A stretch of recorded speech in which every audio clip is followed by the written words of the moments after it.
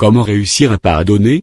Le pardon vient suite à un affront, à un partenaire infidèle, un ami qui a trahi votre secret, une personne qui vous blesse profondément, etc. Les plus grandes blessures viennent de personnes à qui on tient car plus la confiance est grande, plus la trahison est douloureuse.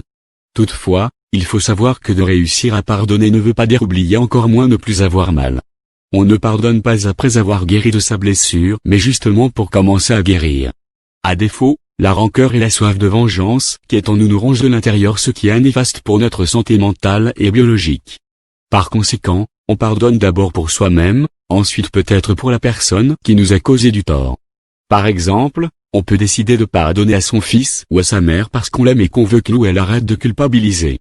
Ainsi, la compassion peut prendre le dessus sur la rancœur. Alors on se demande pourquoi est-ce si difficile de pardonner si on le fait d'abord pour soi? La vérité est qu'on ne prend pas le temps de procéder étape par étape. Évacuez votre rancœur pour réussir à pardonner. Pardonner, c'est prendre la décision de tourner la page, et pour cela il faut d'abord comprendre la page sur laquelle vous êtes en ce moment et qui vous ronge. La meilleure manière, c'est d'évacuer la rancœur. Il s'agit de dire ce qui vous a fait mal. Il ne s'agit pas encore de se confier à quelqu'un mais juste de reconnaître qu'on vous a fait du mal et que vous n'aviez aucun contrôle sur la situation. En réalité, ce qui nous fait mal lorsque quelqu'un nous blesse, c'est le fait de n'avoir pas pu garder le contrôle. Acceptez que vous n'êtes pas parfait et que vous avez le droit d'être trahi. Dites à haute voix ce qui vous fait mal et comment vous le sentez. Relativisez la situation. Après avoir sorti toute la rancœur en vous, vous verrez qu'il est toujours possible de prendre du recul et de relativiser une situation. Toute situation a un côté positif aussi minime qu'il soit.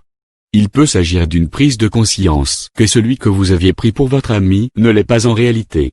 Ainsi, vous saurez qu'en vous trahissant, il vous a rendu service et vous a permis de vous débarrasser d'une personne malveillante. Vu sous cet angle, voulu être devable. Ainsi, vous pourriez plus vite tourner la page et passer à autre chose. En réalité, pardonner ne signifie pas que vous n'avez plus mal ou que vous avez oublié ce qu'on vous a fait, c'est juste ne plus mettre votre peine au centre de votre vie et de vos actions. Ne vous précipitez pas pour réussir à pardonner. Pardonner n'est pas une mince affaire, alors il faut vous donner le temps de digérer ce que vous avez vécu. Prendre le temps de repenser à tout cela vous permettra de positiver, de relativiser et de ne pas réagir sous le feu de l'action. Il faudra éviter à tout prix de se retrouver dans une position qui vous oblige à demander pardon car votre réaction fut démesurée, ou à vous culpabiliser. Interpellez la personne concernée. La meilleure manière de tourner la page est d'interpeller la personne, surtout si c'est quelqu'un à qui on tient. Peut-être qu'elle n'est pas au courant qu'elle vous a blessé ou qu'elle n'est pas consciente de l'ampleur des dégâts qu'elle a causés.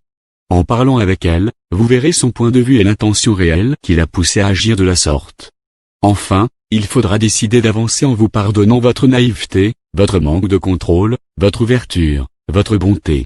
En effet, pardonner c'est d'abord se pardonner.